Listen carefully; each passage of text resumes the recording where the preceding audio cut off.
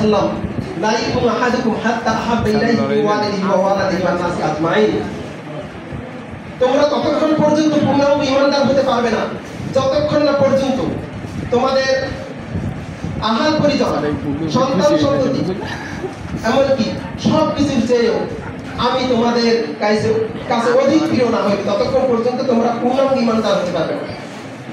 কারণ রাসূল আকরাম সাল্লাল্লাহু আলাইহি সাল্লাম আমাদের সকলের কাছে আমাদের আহাল পরিজন, সন্তান সন্ততি, স্ত্রী পরিজন সবার ঊর্ধ্বে থাকবে তার স্থান। তার সাথে আজকে এই অনুষ্ঠান।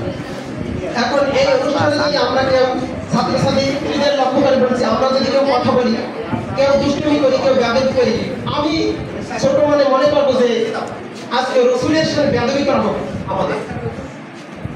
এই জন্য আমরা অত্যন্ত শান্তভাবে আজকে অনুষ্ঠান উপভোগ করব এবং এখানে আজকে আমরা যারা অনুষ্ঠানে অংশগ্রহণ করবে যে ছাত্রছাত্রী আমাদের, তাদের জন্য আমরা পুরস্কৃত হবে না, যারা নাম দিবে তাদের জন্য শান্তিপূর্ণ পুরস্কারের ব্যবস্থা করেছি। তো আমি আজকে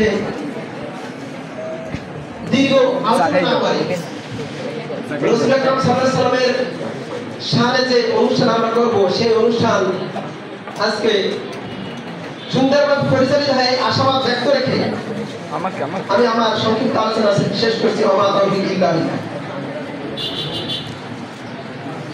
আলহামদুলিল্লাহ, ধন্যবাদ জানাচ্ছি আবুল কালাম আজাদকে। এ পর্যায়ে রাসূলের শানে